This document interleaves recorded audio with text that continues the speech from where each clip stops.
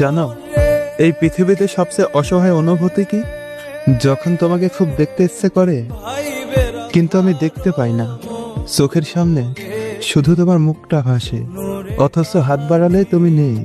তোমাকে একবার জড়িয়ে ধরার জন্য মনটা ছটফট করে, কিন্তু আমি পারি না।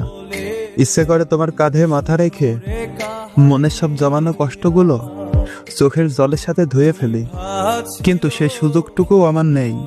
খুব ইচ্ছে করে আমার কপালে তোমার ঠোঁটের একটু আলতো ছোঁয়া পেতে, যা আমাকে সব চিন্তা থেকে মুক্তি দিবে, কিন্তু বাস্তবতা বড়ই কঠিন। মাঝে মাঝে মনে হয় এই পৃথিবীর আলো বাতাসে আমরা বেঁচে আছি, অথচ আমি তোমাকে ছুঁতে পারি না।